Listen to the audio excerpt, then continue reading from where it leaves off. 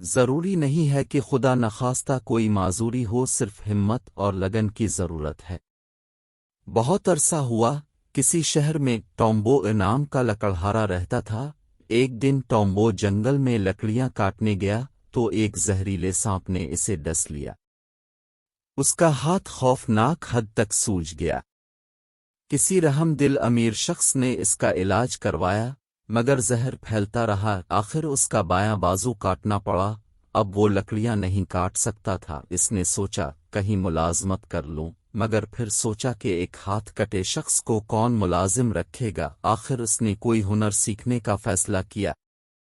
وہ کونگ-فو کراٹے سیکھنے کے ادارے میں داخل ہوا تو وہاں موجود تمام لوگ اس پر ہنس پڑے کہ دیکھو، یہ ایک ہاتھ کٹا شخص بھی کونگ-فو کراٹے سیکھے گا۔ کیا کونگ-فو کراٹے سیکھنا اتنا آسان کام ہے؟ ٹومبو نے سوچا کہ پلٹ جاؤں، مگر پھر ہمت کر کے کونگ-فو کراٹے سیکھنے کا فیصلہ کر لیا۔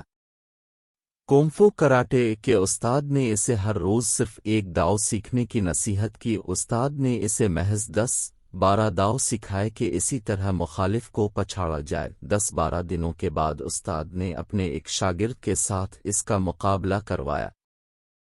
ٹومبو نے چند ہی سیکنڈوں میں اسے گرا دیا۔ استاد کے شاگردوں کو شکست دینا ٹومبو کا معمول بن گیا، کیونکہ استاد ہر روز کسی شاگرد اور ٹومبو کا مقابلہ کرواتا، مگر ٹومبو جیت جاتا۔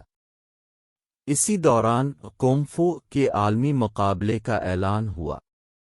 ٹومبو نے اس میں بھی حصہ لیا۔ فائنل تک ٹومبو مسلسل جیتتا رہا۔ ٹومبو کے مقابل کے دونوں ہاتھ سلامت تھے۔ سب کا خیال تھا کہ ٹومبو ہار جائے گا۔ پہلے راؤنڈ میں ٹومبو کو اگرچہ چوٹیں لگیں، مگر اس نے ہار نہیں مانی اور پہلے راؤنڈ کی طرح دوسرے راؤنڈ میں مقابلہ برابر کا رہا۔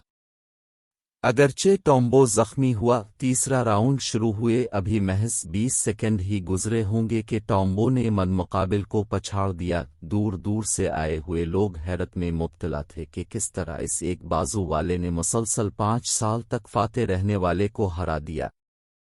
ٹومبو کو خود بھی یقین نہیں تھا، مگر جب ریفری نے اس کی فتح کا اعلان کیا تو وہ بہت خوش ہوا۔ مقابلے کے بعد وہ اپنے استاد کے پاس گیا۔ اس نے عقیدت سے استاد کو سلام کیا۔ استاد نے اسے بتایا کہ ٹومبو، میں نے تمہیں وہ داؤ سکھائے تھے کہ جن کا توڑ صرف اس وقت ہو سکتا ہے جبکہ بایاں بازوں پکڑ لیا جائے۔